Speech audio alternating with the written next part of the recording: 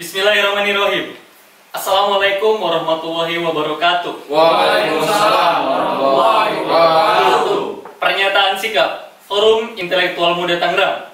Tolak ibu kota baru, oligarki mengancam negara.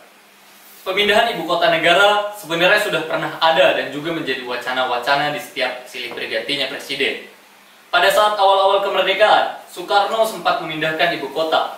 Masa Soeharto hanya sebatas wacana. Pada masa SBY, wacana ini kembali muncul, namun tidak terlaksana. Pada era Jokowi, tepatnya 16 Agustus 2019, dalam pidato kenegaraan, beliau menyampaikan secara langsung di hadapan Dewan Perwakilan Rakyat bahwasanya akan memindahkan ibu kota.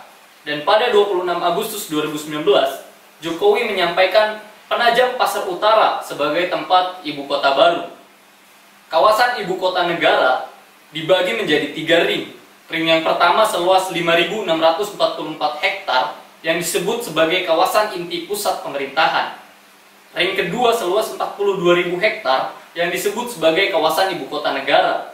Dan ring yang ketiga seluas 133.321 hektar yang disebut sebagai kawasan perluasan ibu kota negara.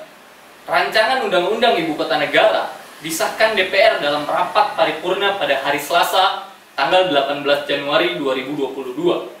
Perjalanan Undang-Undang Ibu Kota Negara dikebut selama 43 hari sejak dibentuknya Panitia Khusus Rancangan Undang-Undang Ibu Kota Negara pada tanggal 7 Desember 2021. Proses ugal-ugalan dalam melahirkan regulasi harus dibaca dengan penuh kecurigaan. Karena belajar dari prosedural yang tergesa-gesa, pada akhirnya melahirkan undang-undang yang bermasalah. Sebut saja seperti Undang-Undang Cipta Kerja. Oleh karena itu, Forum Intelektual Muda Tangerang menyatakan bahwa 1. Pemindahan ibu kota yang baru semakin memperburuk keuangan negara karena membebani APBN sekitar 466 triliun. Dari perakiraan ini, masih ada potensi pembengkakan. Alokasi APBN mencapai 53,3%, sisanya 46,7% berasal dari kerjasama pemerintah dan badan usaha yang didanai oleh swasta. Porsi APBN yang diperuntukkan dalam pembiayaan ibu kota negara tentu juga diperkirakan malah menambah utang baru. 2. Pemindahan ibu kota baru tidak memiliki alasan yang kuat. Rezim beranggapan bahwa Jakarta mengalami masalah yang sudah sulit diatasi, seperti banjir, kemacetan, polusi udara, serta turunnya permukaan tanah. Padahal, wilayah ibu kota baru pun tidak terlepas dari banyaknya masalah. Data Greenpeace menunjukkan bahwa lokasi ibu kota baru mengalami kebakaran hutan dan kabut asap. Yang terakhir saja, di tahun 2019, sudah ada 105 titik api. 3. Pemindahan ibu kota negara baru akan menimbulkan ancaman dari sektor pertahanan. Di antaranya, 1. Berdekatan perbatasan darat ke Malaysia sejauh 2062 km. 2. Perbatasan maritim dengan Malaysia. 3. Diapit alur laut Kepulauan Indonesia. 4. Dekat dengan Flight Information Region milik Singapura, Kinabalu Malaysia, dan Manila Filipina. 5. Kalimantan saat ini merupakan lokasi dan jalur transnation crime, penyelundupan orang, narkoba, dan lain-lain. 6.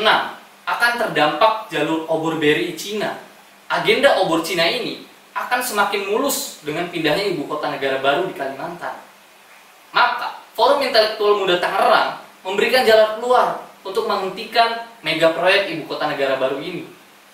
Yang pertama, menyeru kepada penguasa agar membatalkan pemindahan ibu kota negara baru yang secara jelas dan terang membuka jalan bagi investor menguasai negara ini.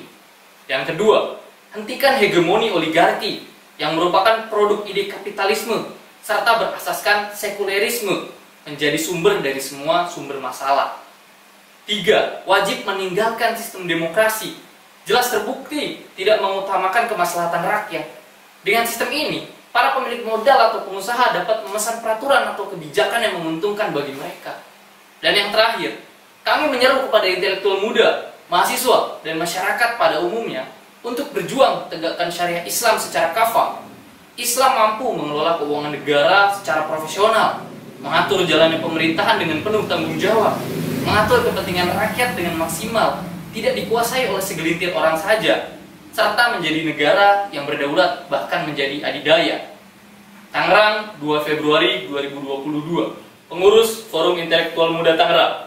Wabillahi taufiq wal hidayah. Wassalamualaikum warahmatullahi wabarakatuh. Waalaikumsalam warahmatullahi wabarakatuh.